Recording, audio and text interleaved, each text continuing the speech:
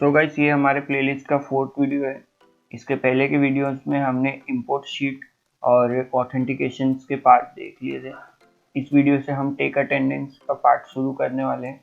Take attendance की Java file में अगर हम जाएं तो इसमें जो टेक अटेंडेंस की एक्टिविटी है वो हमें सिलेक्ट ईयर में लेके जाती है, सिलेक्ट ईयर डॉट क्लास में। तो हम एक बार select year dot class check करते हैं।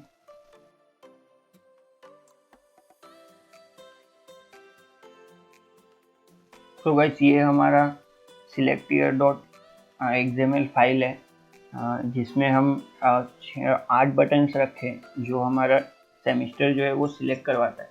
इस एक्टिविटी का नाम मैंने ईयर रखा है, पर ये सेमिस्टर सिलेक्ट करवाने का काम आता है।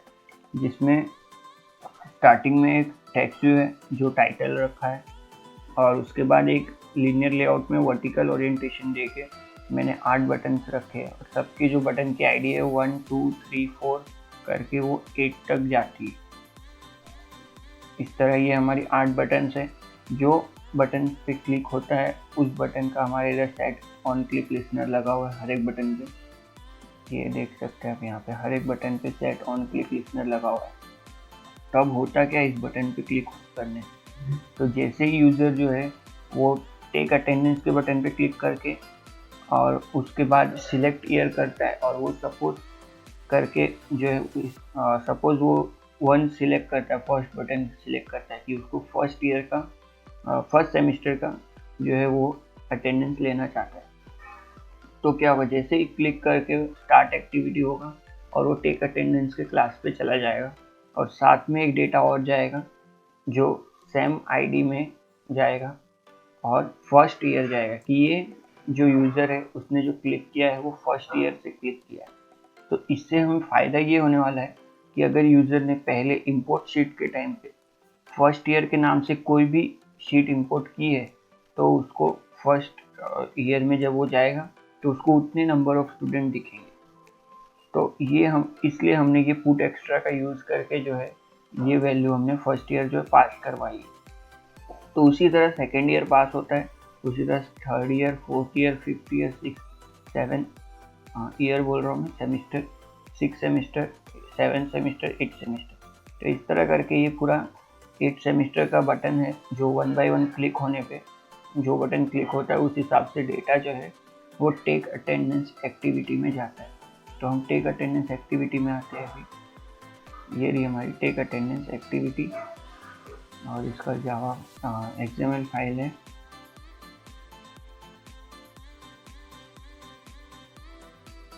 तो ये हमारा टेक अटेंडेंस एक्टिविटी है जिसमें ये स्टार्टिंग का तो ये टाइटल जो हर एक में मैंने रखा ही है, और इसको फिर से मैंने स्क्रॉल व्यू के अंदर रखा है ताकि जो लेआउट है ओवरफ्लो ना हो, और एक लीनियर लेआउट रखा है उसके अंदर ये टेक्स्ट व्यू है जिसमें हम सेमिस्टर ऑफ स्टूडेंट दिखाएंगे जो हमें पहले एक्टिविटी में से आएगा, फर्स्ट सेमिस्टर, सेकंड सेमिस्टर, तो वो हम यहाँ पे शो करवाएंगे।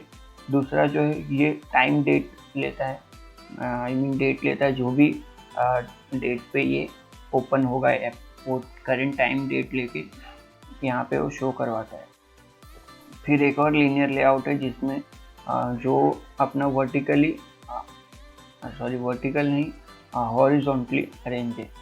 तो अगर हम लीनियर लेआउट को कुछ भी ओरिएंटेशन नहीं देते तो बाय डिफ़ॉल्ट हॉरिजॉन्टल चलता है। तो हमने पहली बटन और दूसरी बटन जो है हॉरिजॉन्टली अरेंज किया है। और ये बटन्स क्या करते हैं, ऑल प्रेजेंट और ऑल एब्सेंट का बटन है कि अगर यूज़र जो है वो ऐसा चाहता है कि उसको जितने भी स्टूडेंट है 30 स्टूडेंट है, तो 30 जो है उनमें से 2 या 3 ही एब्सेंट है, तो वो ऑल प्रेजेंट पे क्लिक करेगा और सारे स्टूडेंट जो है वो ग्रीन हो जाएंगे। सारे स्टूडेंट्स जो बॉक्स होंगे वो ग्रीन हो जाएंगे। उससे फिर उसके बाद जो भी 2 या 3 स्टूडेंट जो एब्सेंट है उस पर वो मैनुअली क्लिक करके जो है वो एब्सेंट कर सकता है। तो ये एक तरीके का नया अच्छा फीचर है ये ऑल एब्सेंट और ऑल प्रेजेंट का। तो अगर ज़्यादा नंबर ऑफ प्रेजेंट है तो हम ऑल प्रेजेंट करवा देंगे, अगर ज़्यादा नंबर ऑफ एब्सेंट्स है तो ऑल एब्सेंट्स करवा देंगे। मास बंक के टाइम पे ऐसा ज़्यादा होता है। फिर ये कार्ड लेआउट है, कार्ड व्यू है जिसके अंदर रिसाइकलर व्यू रखा है। इस रिसाइकलर व्यू का आईडी जो है कैलेंडर व्यू है। फिर ये लीनियर लेआउट है, जैसा कि पहले भी हमने इंपोर्ट शीट में रखा था, ये रेड कलर का एब्सेंट और ग्रीन कलर का प्रेजेंट। बस ये लेआउट कुछ इतना ही है। अभी हम टेक अटेंडेंस की एक्टिविटी में जाते हैं। यहाँ पे मैंने रिसाइकलर व्यू का एक बनाया है और ये हमारा टेक अटेंडेंस एडेप्टर है, जो हमारे रिसाइकलर व्यू के लिए हम एडेप्टर बनाते हैं वो है। तो मैं पहले एडेप्टर दिखा देता हूँ। ये रहा हमारा टेक अटेंडेंस एडेप्टर, और टेक अटेंडेंस एडेप्टर का जो कैलेंडर डिज़ाइन है वो ये रहा। यही हमारा कैलेंडर डिज़ाइन है जो हम पहले भी यूज़ कर रहे थे और अभी भी यूज़ कर रहे हैं। ये हम इंपोर्ट शीट के टाइम पे भी यूज़ कर रहे थे, जैसा कि मैंने बताया था कि इसमें हम जो है एक चीज़ है जिसकी हम विजिबिलिटी ऑन करके रखें, वो है ये।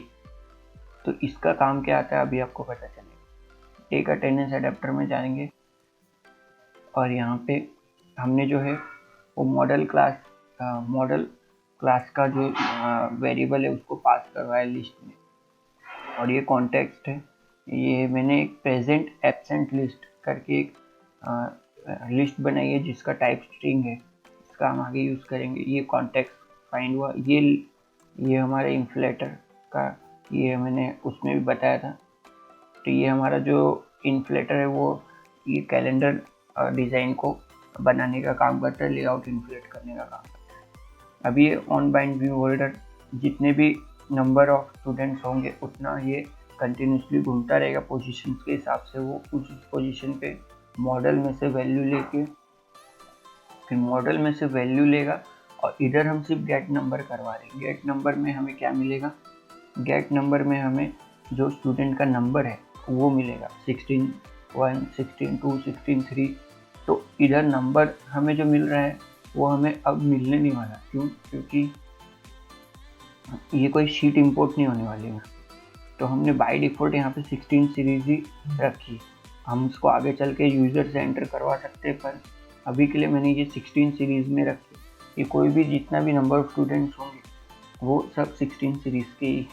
तो 16 सीरीज़ 1, 2 ऐसे करके ये अपने पोजीशन के हिसाब से ये बना देगा। पोजीशन जो है वो हमारी स्टार्ट होती है 0 से, इसलिए मैंने इसको +1 करवाया यहाँ पे, ताकि ये 1 से शुरू हो। तो 1, 2, 3, 4 ऐसे करके 16(1), 16(2), 16(3) करके ये जो है वो नंबर जो है उसमें प्रिंट करेगा। नंबर क्या है? नंबर ये हमारा कैलेंडर डिज़ाइन का जो ये टेक्स्ट व्यू है वो है हमारा नंबर है। तो ये मैंने इधर फाइंड किया है। इधर हमें फाइंड करना पड़ता है ये इन्फो टेक्स्ट जो हमारा यहाँ पे नंबर शो करवाता है, और दूसरा जो है वो टेम्प टेक्स्ट है। ये हम क्यों लिए? ये मेन है, इसको मैंने विजिबिलिटी ऑन करवाई।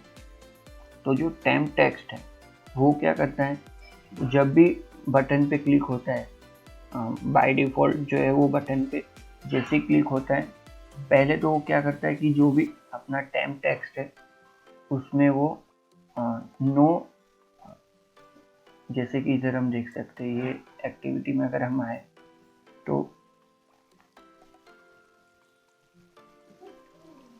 नो डेटा जो है वो हमारा जो है वो इसमें जाता है। जो हमारा टेम्प टेक्स्ट है ना, इसमें हमारा नो डेटा चला जाता है, क्योंकि हम नंबर यहाँ पे पास करवाते हैं। तो जो नंबर में जो रहता है वो हमारा नो डेटा जाता है, या तो प्रेजेंट जाता है या तो एब्सेंट जाता है। तो नो डेटा जाता है, इसका मतलब ये है कि अभी तक जो है वो खाली है, उसमें ना यूज़र ने एंटर किया वो प्रेजेंट है, ना ही वो एब्सेंट। तो नो डेटा में कुछ इस तरह होता है।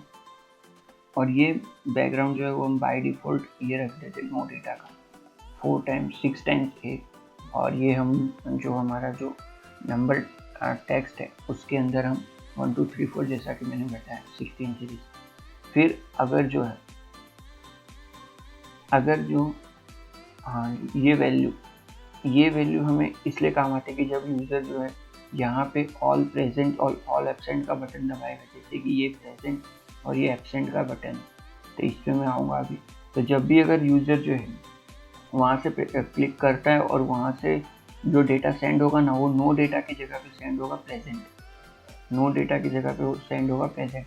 तो जैसे ही यहाँ पे प्रेजेंट सेंड होगा तो वो समझ जाएगा कि यूज़र ने ऑल प्रेजेंट का बटन दबाया तो जो सेट टेम्प टेक्स्ट है इसके अंदर सब में प्रेजेंट चला जाएगा, और जो हमारा प्रेजेंट वेरिएबल है इसके अंदर भी प्रेजेंट चला जाएगा, ऐड हो जाएगा एक। फिर इससे हमारा होगा क्या कि जैसे प्रेजेंट लिस्ट में एक प्रेजेंट का वेरिएबल ऐड हो जाएगा तो ये हमारा बैकग्राउंड जो है वो चेंज कर देगा हमारे ग्रीन में, और ये तो लॉग के वजह से जो देखने के लिए रखते हैं। फिर उसके बाद जो है अगर यूज़र जो है प्रेजेंट की जगह एब्सेंट दबाता है, ऑल एब्सेंट, तो ये सेम प्रोसेस करेगा, एब्सेंट रख देगा और ये कलर उसका रेड कर देगा और ये लिस्ट में एब्सेंट कर देगा। और अगर वो कुछ भी नहीं भेजता तो वो प्रेजेंट लिस्ट में जो है वो नो डेटा भेज देगा। तो इस लिस्ट में हमने क्यों ऐड करवाया डेटा, तो ये जो हमारा टेम्प टेक्स्ट है उसमें स्टार्टिंग में तो ये जो है वो प्रेजेंट, एब्सेंट या नो डेटा आ जाए। फिर जो स्विच है ये स्विच स्टेटमेंट रन होगा, इसमें चेक करेगा कि टेम्प टेक्स्ट में कौन सी वैल्यू है। अगर टेम्प टेक्स्ट में भी क्लिक करने पे उसको पोजीशन पता रहेगा, ये अपना जिस पोजीशन पे क्लिक करेगा उस पोजीशन पे टेम्प टेक्स्ट में क्या वैल्यू है, तो उस पोजीशन पे सपोज वैल्यू जो है वो है नो डेटा। तो नो डेटा अगर रहेगी तो टेम्प टेक्स्ट को चेंज कर देगा प्रेजेंट से, और एरे में पोजीशन भी चेंज कर देगा ताकि हमें पता चले कि इस पोजीशन पे डेटा जो है चेंज हो चुका है। तो हमने ये प्रेजेंट एब्सेंट का जो ये पोजीशन है वो हम पूरा का पूरा जो एरे है ये एरे को हम फायरबेस पे सेंड करवा देंगे कि इस पोजीशन का है।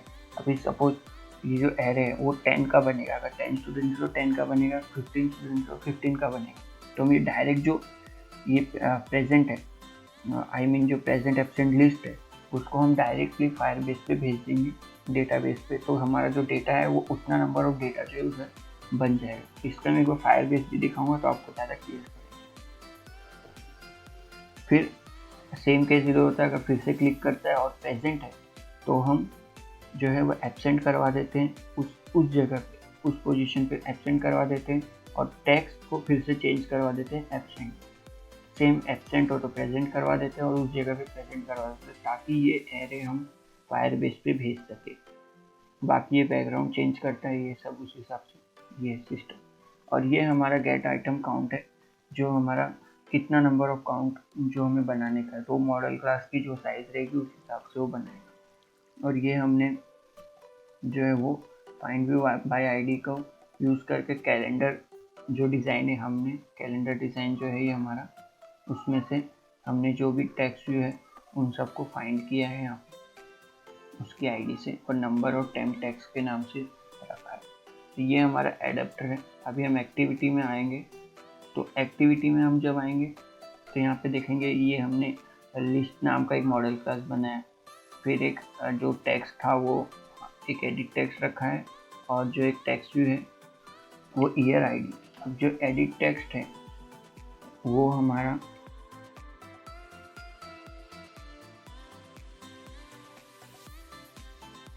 नंबर इनपुट जो है वो हमारा डेट है। इसको मैंने आईडी थोड़ी अलग रख दी है, पर ये नंबर इनपुट जो है हमारा जो है वो डेट है। और ये प्रेजेंट, ऑल प्रेजेंट का बटन है, ऑल एब्सेंट का बटन है, रिसाइकलर व्यू की साइज फिक्स रखी है। और इसका जो लेआउट है, लेआउट मैनेजर जो है उसको मैंने ग्रिड लेआउट मैनेजर रखा है और उसका जो कॉलम से वो 5 रखा है। और स्टार्टिंग में सबकी मैंने जैसा कि विजिबिलिटी को ऑन रखी है। स्टार्टिंग में हमें ये बॉक्स नहीं दिखेगा, ना ही ये दिखेगा, ना ही ये दिखेगा, ये सब कुछ भी नहीं दिखेगा और ये सब भी नहीं दिखेगा, सिंपली ये दोनों दिखेगा स्टार्टिंग में। और जब हमारा जो है यूज़र जो जब यूज़र इस पर क्लिक करेगा तो हमारे बाय डिफ़ॉल्ट इतने वैल्यूज बनी हुई आएगी। और ये विजिबिलिटी जो है वो हम जब रिसाइकलर व्यू रेडी हो जाता है तब हम इसको वापस से विजिबल एंड में करवाते हैं। अभी ये बंडल है, बंडल का काम ये रहता है कि जो प्रीवियस एक्टिविटी थी जहाँ से ये इंटेंट कॉल हुआ है वहाँ पे ये गेट इंटेंट के मेथड से, गेट एक्स्ट्रा के मेथड से वो सेम आईडी का जो भी वैल्यू होगा फर्स्ट सेम सेकंड सेम, जैसा कि हमने इधर सिलेक्ट ईयर में सेंड किया था सेम में, तो सेम इधर जो सेम है उधर भी सेम लिखा हुआ है। तो ये जो है वो सेम की वैल्यू जो है वो इस सेम वेरिएबल में स्टोर कर दें। तो हम ईयर आईडी में सेट टेक्स्ट के मेथड से हम इधर जो है इधर हम शो करवा देंगे कि ये नंबर ये सेमेस्टर का ये जो बन रहा है वो ये सेमेस्टर का है। अभी उसके बाद जो स्टूडेंट नंबर है वो हम गेट प्रेफरेंस में से लेते हैं। ये एक मतलब स्टूडेंट आईडी का फाइनल बनाया हुआ जो हम आगे यूज़ करेंगे कि कितने नंबर ऑफ स्टूडेंट है। फिर ये डेट का जो मेथड है वो सिंपल डेट फॉर्मेट के मेथड से DDMMYYYY में get default dot format new date, ये हम डेट में ले लेते हैं और इसको हम स्टोर करवा देते हैं हमारा जो एडिट टेक्स्ट है वो ये वाले में।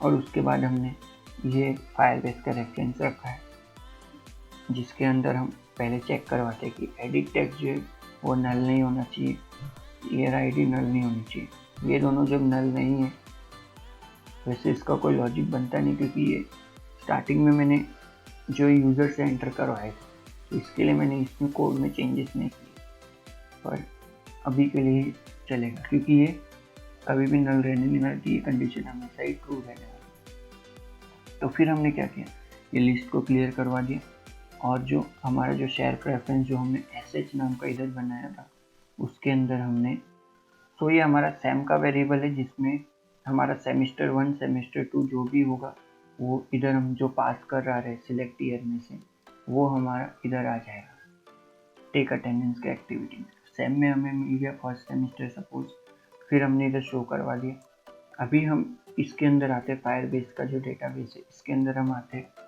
और जो ये सेम है इसके अंदर हम जो भी वैल्यू होगी फर्स्ट सेमेस्टर में जो है वो वैल्यू, ये जो हम इंपोर्ट शीट के टाइम पे हम इधर करवा रहे थे, जैसा कि मैंने इंपोर्ट शीट के टाइम पे बताया था, एक बार मैं वापस आपको भी दिखा देता हूँ।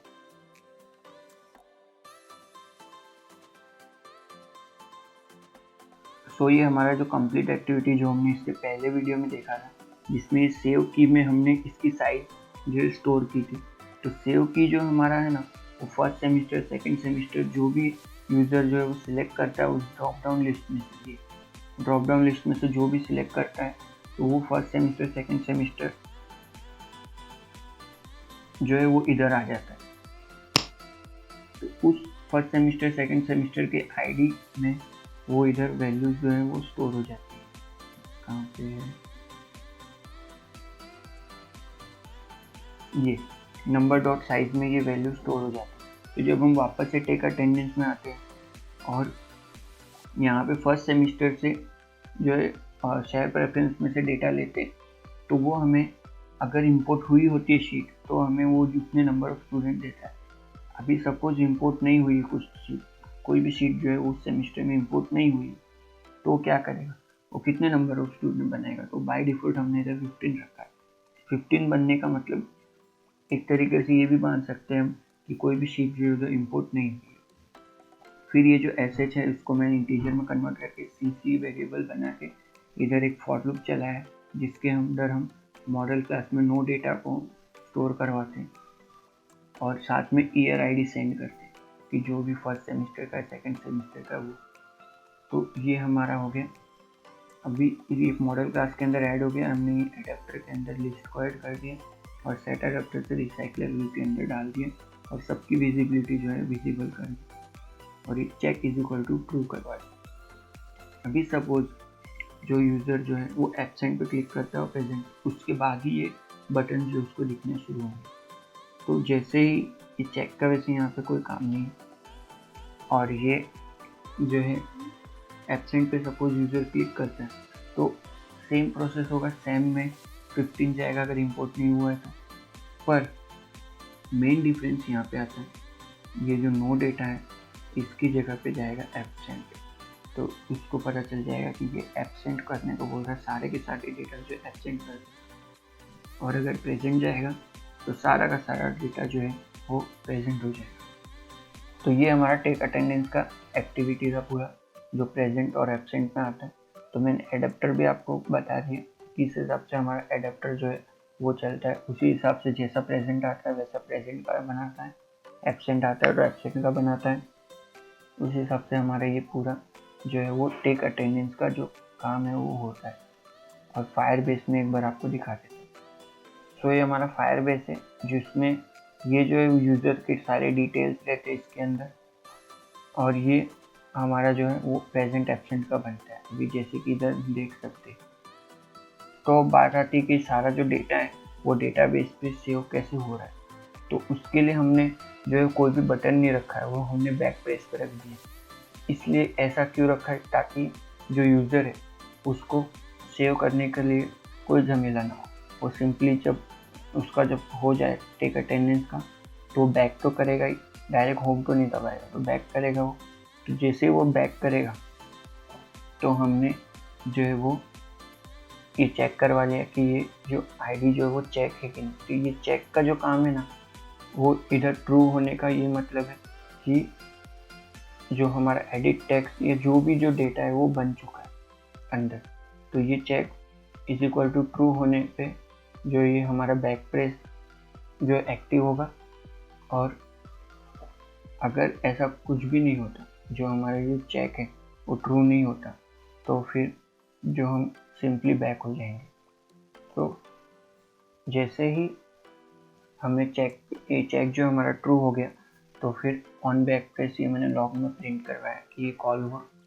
और ये जो ए है ये जो है वो हमारा एक लिस्ट है जिसके अंदर हमारा take attendance adapter dot present list जो है, जो मैंने बताया था यहाँ पे,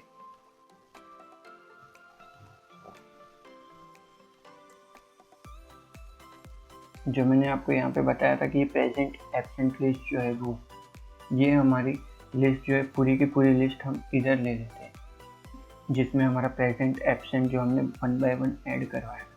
फिर ये हम यहाँ पे यूज़र का आईडी ले लेते हैं, यूआईडी, जिसके अंदर हम डेटा स्टोर करें। उसके बाद हमने यहाँ पे ईयर ले लिया और ये डेट ले लिया। अभी हम रेफरेंस डॉट चाइल्ड के अंदर आईडी के अंदर ईयर, और ये मैंने एक सिंबल रखा है जो डेट और ईयर को अलग करेगा। तो ईयर, फिर ये 2, फिर ईयर डेट, और ये वैल्यू को पहले रिमूव कर दो।